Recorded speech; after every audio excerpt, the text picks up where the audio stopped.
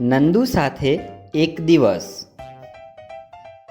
પ્રસ્તાવના: આ વિડીયોમાં આપણે હાથીઓની રહેણી-કરણી અને જીવનશૈલી વિશે જાણીશું. આજે રિયા મોતીની સાથે બેસીને પોતાનું ગૃહ કાર્ય કરી રહી છે. મોતી, મારું ગૃહ કાર્ય તો થઈ ગયું. હવે આપણે કોઈક ચિત્ર બનાવીએ. પણ હું કોનું ચિત્ર બનાવું? રિયા જ્યારથી પ્રાણી સંગ્રહાલયમાં પ્રાણીઓને મળીને આવી છે ત્યારથી પ્રાણીઓ પ્રત્યેની રુચિ વધી ગઈ છે. હા મોતી, આપણે હમણાં એક હાથીનું ચિત્ર બનાવીશું. રિયા અને મોતી હાથીનું ચિત્ર બનાવવા લાગે છે. હા મોતી, હાથીનું ચિત્ર બની ગયું. તમને રિયાનો આ હાથી કેવો લાગે છે? શું તમને આ ચિત્રમાં કંઈક વિચિત્ર લાગી રહ્યું છે? એટલામાં રિયાની મમ્મી ત્યાં આવે છે. અરે રિયા, તું શું કરી રહી છે? મમ્મી, હું પ્રાણી સંગ્રહાલયના હાથીનું ચિત્ર બનાવી રહી છું. જુઓ, આ કેવું બન્યું છે. રિયા, આ હાથી તો ઘણો સુંદર છે, પણ લાગે છે કે તે અત્યાર સુધી તેને ખાવાનું ખવડાવ્યું નથી, એટલા માટે દુબળો લાગે છે. મમ્મીની વાત સાંભળીને રિયા વિચારવા લાગી કે જો હાથીનું શરીર આટલું મોટું હોય તો તે એક દિવસમાં કેટલું ખાવાનું ખાતો હશે? મમ્મી, હાથી એક દિવસમાં કેટલું ખાવાનું ખાતો હશે? રિયા, હાથી બીજા પ્રાણીઓની જેમ ઓછું ખાવાનું નથી ખાતો, પણ ખૂબ જ વધારે ખાય છે. એક દિવસમાં હાથી જેટલું ખાય છે એટલામાં તો નાના પ્રાણીઓ કેટલાય દિવસો સુધી તે ખાવાનું ખાઈ શકે છે. શું તમે જાણો છો હાથી એક દિવસમાં કેટલું ખાવાનું ખાય છે? જવાબ: હાથી એક દિવસમાં ઓછામાં ઓછું 100 કિલોગ્રામ ઘાસ અથવા તો પાંદડા ખાય છે.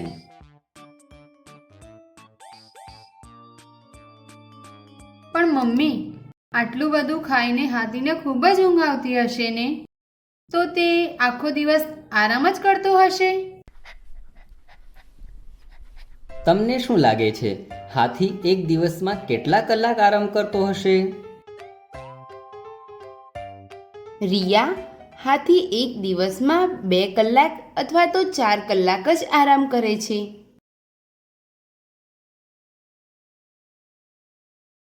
પણ મમ્મી, હાથી આખા દિવસમાં 2 થી 4 કલાક જ આરામ કરતો હશે, તો તે પછીના સમયમાં શું કરતો રહેતો હશે? એ તો મારી જેમ શાળાએ પણ નથી જતો. હાથી તારી જેમ તો શાળાએ નથી જતો રિયા. બાકીના સમયમાં હાથી પોતાના ટોળાના મિત્રોની સાથે મળીને પાણી અને કાદવમાં મસ્તી કરે છે, જેનાથી તેમના શરીરને ઠંડક મળે છે. અને ક્યારેક ક્યારેક ગરમીથી બચવા માટે પોતાના પંખા જેવા કાનથી પોતાના શરીરને પવન નાખે છે. મમ્મી, પ્રાણી સંગ્રહાલયમાં તો તે હાથી એકલો જ હતો. હાથીઓના ટોળામાં કોણ કોણ હોય છે? રિયા, હાથીના ટોળામાં અમુક હાથણીઓ અને તેમના બચ્ચાઓ હોય છે, અને બાળકોની ઉંમર 14-15 વર્ષ થાય તો તેમને પોતાનું ટોળું છોડીને જવું પડે છે અને તેના પછી એકલા જ રહેવું પડે છે. એટલા માટે પ્રાણી સંગ્રહાલયમાં તે હાથી એકલો હતો. શું તમે કોઈ દિવસ હાથણીઓના ટોળાને જોયા છે? તમને શું લાગે છે એક ટોળામાં કેટલા સદસ્યો હશે? વિચારો વિચારો. જવાબ: હાથીઓના ટોળામાં 10 થી 12 હાથણીઓ અને એમના બાળકો હોય છે.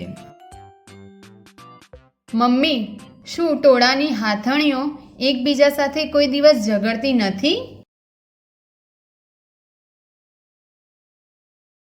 રિયા, હાથીઓના ટોળામાં સૌથી ઉંમરવાળી હાથણી તેમના ટોળાની નેતા હોય છે અને ટોળાની બધી જ હાથણીઓ તેમની વાત માને છે. એટલા માટે આ લોકો અંદર અંદર કોઈ દિવસ લડતા નથી. પણ આમ તો હાથી ખૂબ જ શાંત સ્વભાવના હોય છે. પણ જ્યારે કોઈ માણસ તેમને પકડવાનો પ્રયત્ન કરે છે ત્યારે તે પોતાના બચાવ માટે તેમના પર હુમલો કરતા હોય છે. પણ મમ્મી, માણસો હાથીને કેમ પકડે છે? રિયા, હાથી ખૂબ જ શક્તિશાળી હોય છે, માટે માણસ સામાન લાવવા માટે કે સવારી કરવા માટે પકડતા હોય છે. શું તમે ક્યારેય હાથીની સવારી કરી છે? તમને તે સવારી કેવી લાગી?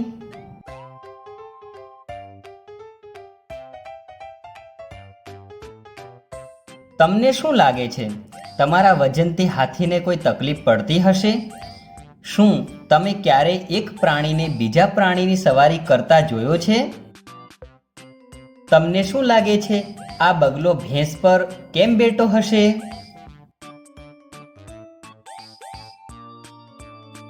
મમ્મી, શું માણસો હાથીની જેમ બીજા પ્રાણીઓને પણ પકડે છે? હા રિયા, માણસો બીજા પ્રાણીઓને જેમ કે સાપ, રીંછ, વાંદરો અને બીજા ઘણા બધા પ્રાણીઓને પકડે છે અને તેમની પાસે કામ કરાવે છે. પણ મમ્મી, માણસો સાપ જેવા નાના પ્રાણીઓની સવારી કેવી રીતે કરતા હશે? એ તો કેટલા નાના છે. અરે રિયા, માણસ એ નાના પ્રાણીઓની સવારી નથી કરતા, પણ તેમની યોગ્યતા મુજબ કામ કરાવે છે. જેમ કે સાપને બીન વગાડીને નચાવવા માટે, રીંછને સર્કસમાં ખેલ બતાવવા માટે, તેમજ વાંદરાને નચાવવા માટે પકડવામાં આવે છે. શું તમે એવા કેટલાક બીજા પ્રાણીઓના નામ કહેશો જેને માણસો પકડીને કામ કરાવે છે? તમને શું લાગે છે, આ પ્રાણીઓ સાથે સાચું વર્તન કરવામાં આવે છે? રિયા આ બધું સાંભળીને શાંત થઈ ગઈ. રિયાને આ બધા પ્રાણીઓની ચિંતા થવા લાગી. રિયાને પરેશાન જોઈને રિયાની મમ્મી બોલી,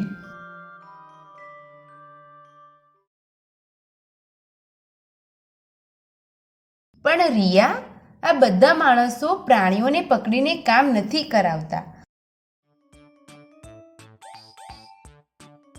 ઘણા બધા માણસો પ્રાણીઓને પ્રેમ કરે છે અને તેમનું પૂરતું ધ્યાન પણ રાખે છે, તદ્દન એવું જેવું તું મોતીનું ધ્યાન રાખે છે. આ સાંભળીને રિયાની ચિંતા ખુશીમાં બદલાઈ ગઈ. રિયા, એક કામ કર, હવે તું એક બીજો હાથી બનાવ, પણ તે થોડો જાડો બનાવજે. સારું મમ્મી, હું હમણાં જ બનાવું છું. રિયા ફરીથી નવો હાથી બનાવવા માટે બેસી ગઈ. મોતી પણ તેનો સાથ આપી રહ્યો હતો. રિયાનો આ નવો હાથી તમને કેવો લાગ્યો? શું તમે આનાથી સારો હાથી બનાવી શકો છો? સારાંશ: આ વિડીયોમાં આપણે હાથીઓની રહેણી કરણી અને જીવનશૈલી વિશે જાણ્યું.